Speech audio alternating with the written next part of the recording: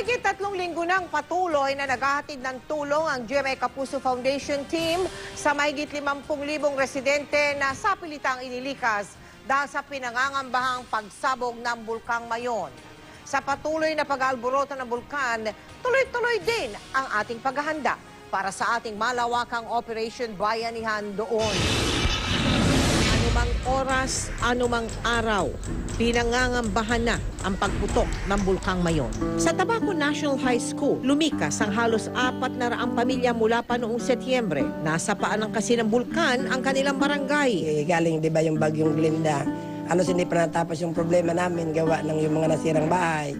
Nang dumating naman po itong kalamidad na ito na gawa po ng Mayon, dagdag po na problema na. Paggawa ng lubid mula sa Abaca ang kabuhayan ng mga residente ng Barangay Kumon.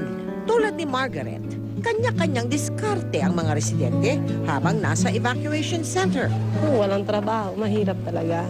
Nakungasa ka lang sa mga yung relief na sinasabi nila. Kasi pag maghapon ka lang dito, makakaupo, wala na mangyayari. Mas mabuti kahit pa paano may extra income pag nakukuha. At kung kailan sila makakauwi, wala pang katiyakan. Patuloy naman ang ating paghahanda upang mag-abot ng tulong sa mga maapektuhan ng nagbabadyang pagputok ng Bulkang Mayon. Una na rin tayong naghatid ng tulong sa mahigit 2,000 pamilya sa Kamalig sa Albay noong nakaraang linggo. Sa mga nais pong tumulong, naka-flash sa inyong TV screen sa mga pinakakinakailangan ng evacuees.